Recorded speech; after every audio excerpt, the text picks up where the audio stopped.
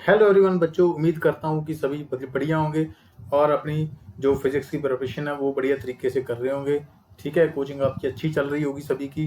तो बच्चों, आज का जो हमारा टॉपिक है ये क्या है, हमारी चेक दी एक्यूरेसी ऑफ फार्मूले कि जो हमने फार्मूला जो हमारे पास जो है किसी भी, चाहे वो फोर्स का है, चाहे वो टाइम पीरियड का है, चाहे वो एक्सेलरेशन का है, क्या वो बिल्कुल सही है फार्मूला। अगर हमने उस फार्मूले की एक्यूरेसी को चेक करना है तो हम कैसे चेक करेंगे। तो बच्चों, उसके लिए हम ये प्रिंसिपल यूज करते हैं, principal of homogeneity of dimension. ठीक है, इसमें क्या होता है बच्चों कि हम क्या करते हैं, इस प्रिंसिपल के अकॉर्डिंग क्या करते हैं, वही फॉर्मूला हमारा करेक्ट होगा, वही हमारी फॉर्मूला भी बिल्कुल एक्यूरेट होगा, जिसमें क्या होगा, डायमेंशन जो होगी, ठीक है, वेरियस टर्म जैसे एमएलटी की फॉर्म में डायमेंशन है, वो क्या होगी, उसकी लेफ्ट हैंड साइड और राइट हैंड साइड वो क्या होगी, एक दूसरे के इक्वल होगी। ठीक है, सेम होगी। अगर वो दोनों सेटिस्फाइड कर जाते हैं तो हम बोल देंगे कि फॉर्मूला बिल्कुल ठीक है एमएलटी की फॉर्म में। ठीक है, अगर दोनों, चाहे वो लेफ्ट में अगर कुछ चेंज आ रहा है या राइट में चेंज आ रहा है, दोनों तरफ में किसी में भी अगर चेंज आ रहा है तो हम बोलेंगे कि जो डायमेंशनली जो हमारा फॉर्मूला जो है दैट इज रॉन्ग। ठीक है, तो हम इसी की एक एग्जांपल लेकर चलते हैं। ठीक है, मान लीजिए मेरे पास एक फॉर्मूला है पेंडुलम के केस में, ठीक है, टाइम पीरियड का। ठीक है, जिसका क्या है, टाइम पीरियड किसके इक्वल होता है हमारे पास, 2 pi under root L over G. ये हमारे पास क्या होता है, टाइम पीरियड का फॉर्मूला होता है इन केस ऑफ पेंडुलम। ठीक है ना, पेंडुलम के केस में, राइट। तो अब हमें ये पता करना है कि क्या ये हमारा फॉर्मूला एक्यूरेट है, क्या ये ठीक है। तो हम प्रिंसिपल ऑफ होमोजेनिटी यूज करते हैं। तो होमोजेनिटी प्रिंसिपल में क्या होता है कि जो भी हमारा एमएलटी है, ठीक है ना, डायमेंशनल फार्मूलाज हैं, अगर उस केस में जो लेफ्ट हैंड साइड है वो राइट हैंड साइड को क्या सेटिस्फाइड कर रही है, इक्वल है वो। ठीक है, तो सबसे पहले हम इन दोनों साइड्स को in the form of dimensional formulas लिखेंगे। ठीक है, जैसे टी है, अब टी टी के केस में क्या होगा, अब एम एल टी में तीन हमारे पास होते हैं, एम एल टी मतलब एम मास लेंथ टाइम। अब हमारे पास इसमें टी की तरफ क्या होगा, मास भी जीरो है और एल भी जीरो है और टाइम का मैग्नीट्यूड हमारे पास 1 है, वो ले लेंगे हम। ठीक है ना, तो इसी तरह हमने वैल्यू पुट कर दी इसकी। ठीक है, तो इस साइड हमारे पास क्या हो जाएगा, टी की वैल्यू हम ऐसे लिख देंगे स्क्वायर ब्रैकेट में, इसकी इक्वेशन बना दी हमने, डायमेंशनल इक्वेशन। ठीक है, और इसी तरह हम इधर आ गए फिर राइट हैंड साइड। अब जो 2 पाई है, जो 2 पाई हमारा होता है ना, ये क्या होता है, ये हमारा होता है नो, इसकी कोई डायमेंशन नहीं होती। ठीक है ना, ये हमारा एक तरह का कांस्टेंट है। ठीक है, मैथमेटिकल रिलेशन जो है इसकी कोई भी हमारी जो डायमेंशन नहीं होगी, नो डायमेंशन, तो इसको हमने अलग ही निकाल दिया, कांस्टेंट वैल्यू है जो। ठीक है, तो इसी तरह हमारा दूसरी साइड जो है उसको हम क्या लिखेंगे, ये एल एल और जी। ठीक है ना, अंडर रूट एल और जी बचा हमारे पास। अब हमारे पास एल का तो हमारे पास पता ही, हमारे पास लेंथ होगा, एल होगा, एम एल टी की फॉर्म में ये वाला होगा। अब ग्रेविटी जो है, ठीक है ना, ये क्या होती है, small g, that is our acceleration due to gravity, acceleration due to gravity. अब ये हमारी एक्सलरेशन ड्यू टू ग्रेविटी का फॉर्मूला क्या होता है, change in velocity upon time taken, change in velocity upon time taken. अगर इसका आप डायमेंशनल फार्मूला निकालोगे तो वो क्या होता है, एम एल टी माइनस क्या होता है, 2। ठीक है ना, एम एल टी माइनस 2 होगा। अब ये वाला फार्मूला हम इधर पुट कर देंगे, ये टी इधर आ गई लेफ्ट हैंड साइड वाली, अंडर रूट ये लेंथ के अलॉन्ग हमारा डायमेंशनल फार्मूला क्या हो जाएगा, एल हो जाएगा। ठीक है, ओवर इसका ग्रेविटी का हमने ये निकाला अभी। ठीक है ना, ठीक है ना, ग्रेविटी का हमने क्या निकाला, सॉरी एम यहाँ पे जीरो होगा, एल टी माइनस 2 होता है। ठीक है ना, एम जीरो होता है हमारा ग्रेविटी में। ठीक है, क्योंकि आप इसको कैलकुलेट कर सकते हो इजीली। ठीक है ना, कैलकुलेट करके भी चलो बता देता हूँ मैं आपको।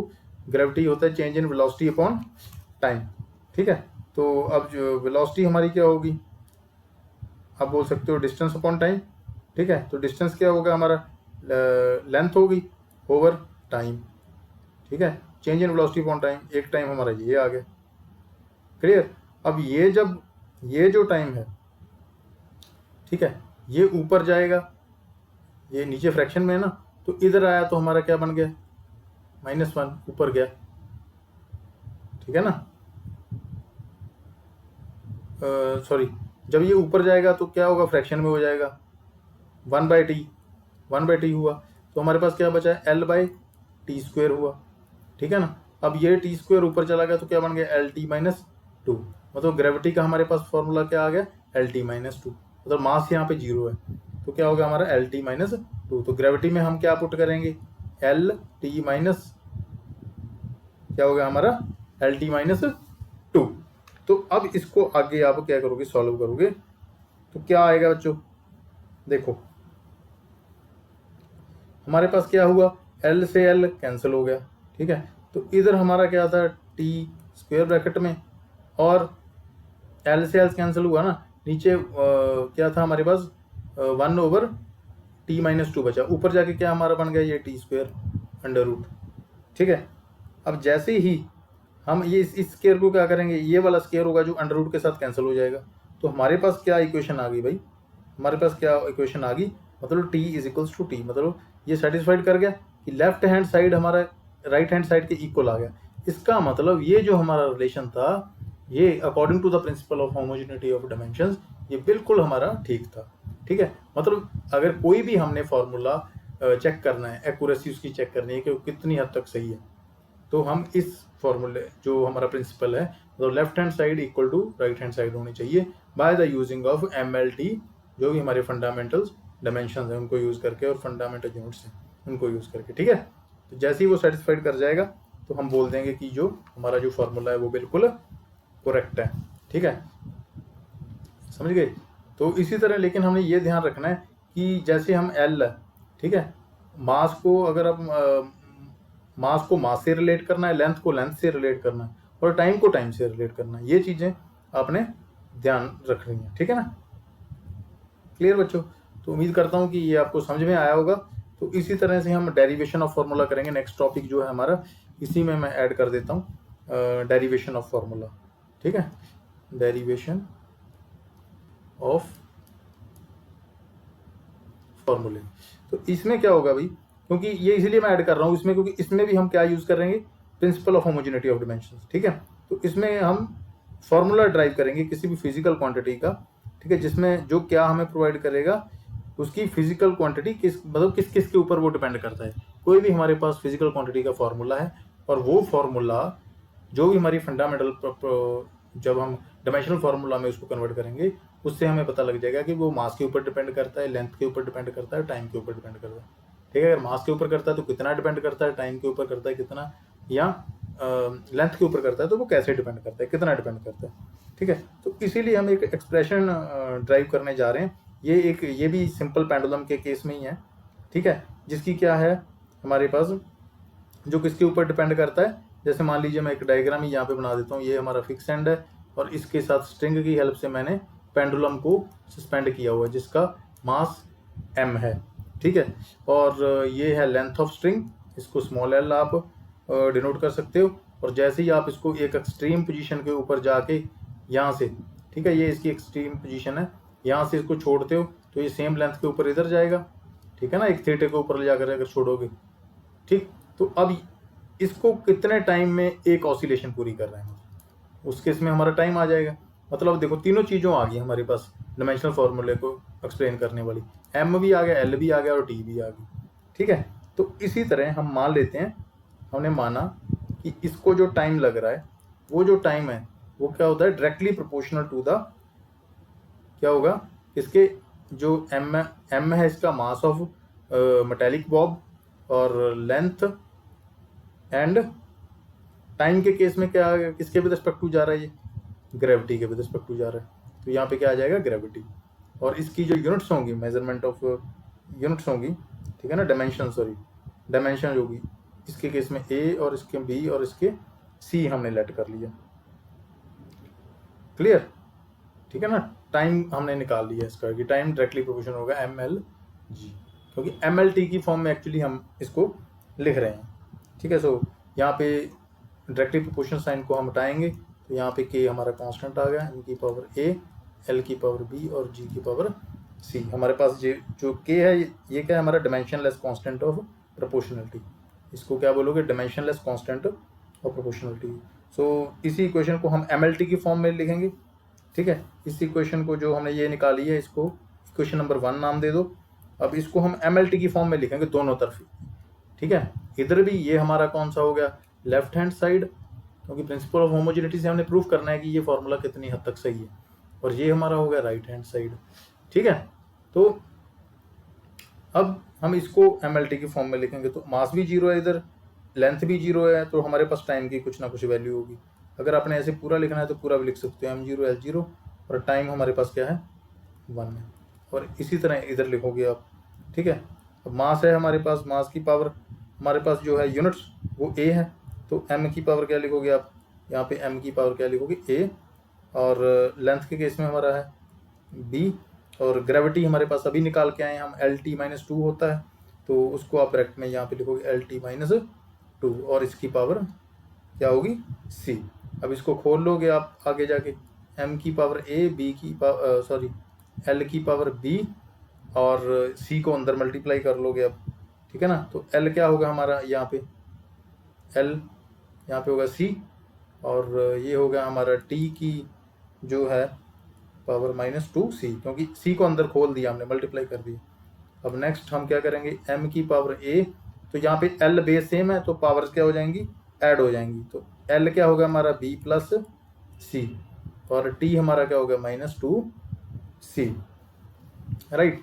तो अब हम यहाँ पे दोनों तरफ की जो यूनिट्स की पावर्स हैं उनको क्या करेंगे, हम कंपेयर करेंगे एक दूसरे से, ठीक है। यहाँ से आगे हम क्या करेंगे, अप्लाई करेंगे principal of homogeneity of dimensions, right.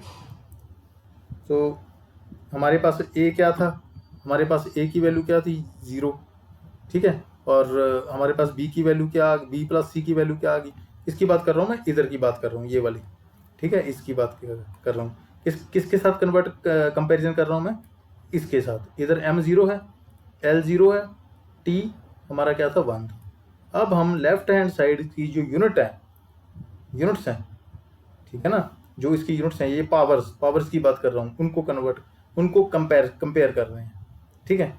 अब देखो A, दूसरी तरफ क्या है A की वैल्यू, क्योंकि मास को मास के साथ ही हम कंपैरिजन करेंगे, लेंथ को लेंथ के साथ करेंगे, T को T के साथ, ठीक है। तो इसमें क्या करेंगे, अब इधर क्या है M की वैल्यू A, और A इधर M की वैल्यू 0, तो A इज इक्वल्स टू 0, समझा ये बात।